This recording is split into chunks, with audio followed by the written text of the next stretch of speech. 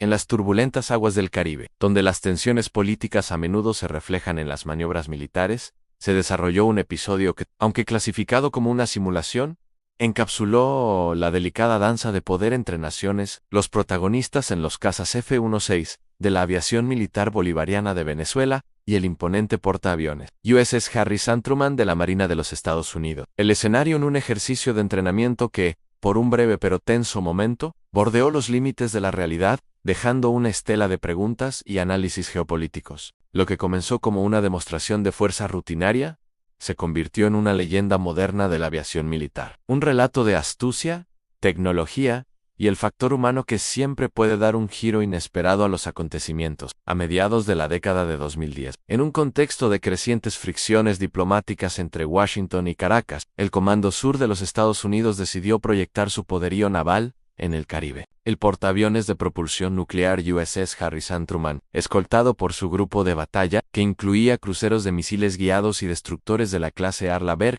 fue desplegado en la región. Oficialmente, la misión era llevar a cabo ejercicios de libertad de navegación y entrenamiento de rutina, así como cooperar con aliados regionales en operaciones antinarcóticos. Sin embargo, para el gobierno venezolano, la presencia de una fuerza naval tan formidable, tan cerca de sus costas, fue interpretada como una clara señal de intimidación y una potencial amenaza a su soberanía. La retórica política se encendió en ambos lados, creando una atmósfera cargada de sospecha y hostilidad. La aviación militar bolivariana de Venezuela, consciente de la proximidad del grupo de batalla estadounidense, elevó su estado de alerta. La joya de su corona, el escuadrón de cazas F-16AB, Fighting Falcon, adquiridos en la década de los 80 en el marco del programa Peace Delta, fue puesto en máxima disposición operativa. Estos aviones, aunque con varias décadas de servicio, habían sido objeto de programas de modernización que mantenían sus capacidades de combate a un nivel respetable. Los pilotos, entrenados en tácticas de superioridad aérea y ataque naval,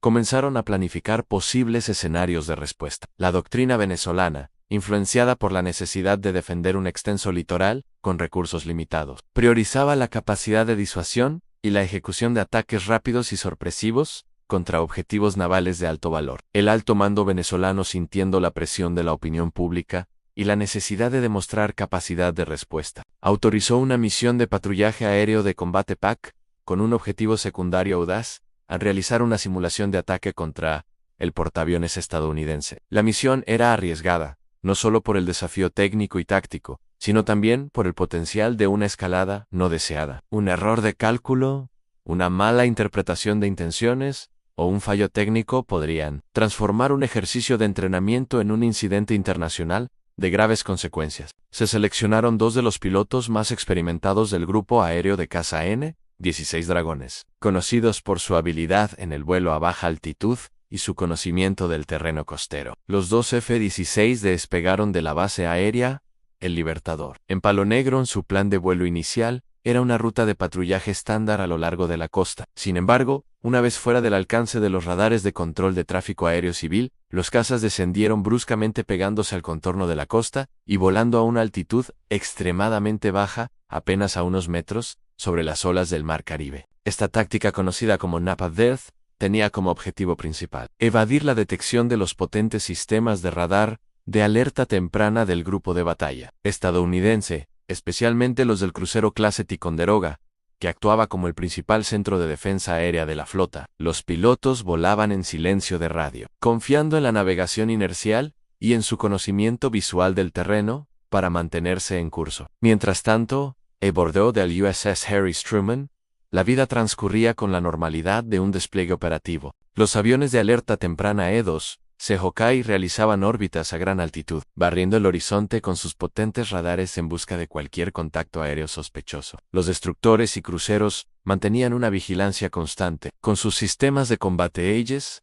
listos para detectar, rastrear y neutralizar cualquier amenaza. La doctrina de defensa en profundidad de la Marina de los E-Hu crea múltiples capas de seguridad alrededor de sus portaaviones. La primera capa es la detección a larga distancia por parte de los Hawkeye y los satélites. La segunda es la patrulla aérea de combate de los F-18 Super Hornet, listos para interceptar cualquier intruso. La última línea de defensa son los misiles Tierra y los sistemas de armas de proximidad, C y WS, de los buques de escolta. Aprovechando una ventana de oportunidad posiblemente durante el relevo de los C2C Hokkaido, explotando un punto ciego momentáneo en la cobertura del radar, causado por la orografía costera, los F-16-5 venezolanos lograron su objetivo inicial, al penetrar la primera capa de defensa, sin ser detectados, volando por debajo del lóbulo principal de los radares aerotransportados y enmascarados por el clutter, o ruido de fondo que genera el mar. Los cazas se acercaban sigilosamente a su objetivo. Para los pilotos venezolanos,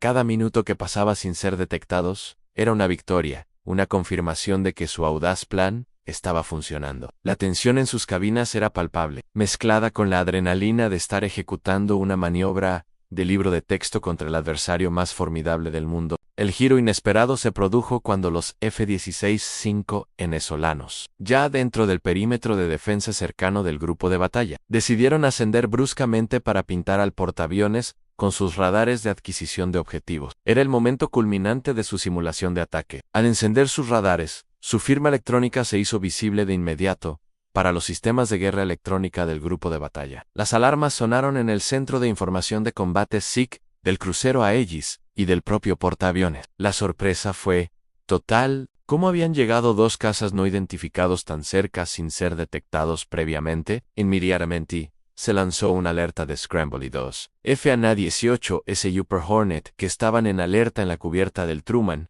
fueron catapultados para interceptar a los intrusos, al mismo tiempo que los radares del Truman detectaban a los F-16. Los pilotos venezolanos recibieron en sus sistemas de alerta de radar RWR la temida señal de que estaban siendo iluminados por los potentes radares de control de tiro de los buques de escolta. Esto significaba que los sistemas Aegis los tenían en la mira, y, en un escenario real, los misiles ya estarían en camino. Cumplida su misión, simulada los pilotos venezolanos, ejecutaron la segunda parte de su plan, una maniobra evasiva de alta G, rompiendo la formación y activando los posquemadores para acelerar a velocidad supersónica y regresar a su base por la misma ruta de baja altitud por la que habían llegado. Los Super Hornet estadounidenses, aunque tecnológicamente superiores y más modernos, se encontraron en una persecución de cola, una posición tácticamente desventajosa. Los pilotos de los Super Hornet intentaron establecer contacto visual y por radio con los F-16, siguiendo los procedimientos estándar de interceptación. Sin embargo,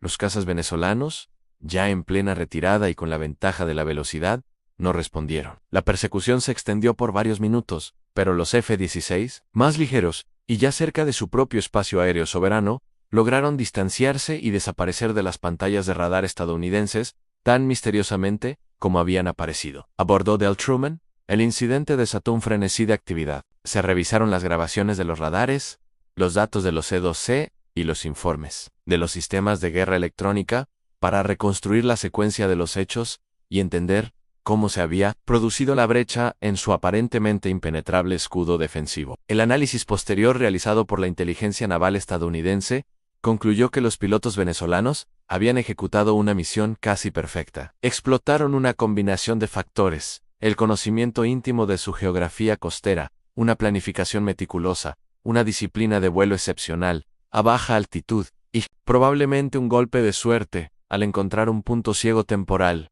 en la red de vigilancia estadounidense. El incidente sirvió como una llamada de atención para la Marina del Océano, demostrando que incluso un adversario con tecnología inferior podría representar una amenaza significativa si empleaba tácticas asimétricas y audaces. Se implementaron cambios en los procedimientos de patrullaje de los M-2C y se ajustaron los parámetros de los sistemas de radar para mejorar la detección de blancos que vuelan a baja cota. Para la aviación militar bolivariana, el episodio se convirtió en un motivo de orgullo y una poderosa herramienta de propaganda. Aunque nunca se reconoció oficialmente de manera detallada, la historia se filtró y se magnificó, convirtiéndose en una leyenda dentro de las Fuerzas Armadas venezolanas. Demostraba que, a pesar de las dificultades económicas y el embargo de armas, sus pilotos mantenían un alto nivel de pericia y eran capaces de desafiar a la mayor superpotencia militar del mundo. El incidente subrayó una verdad fundamental en el combate aéreo.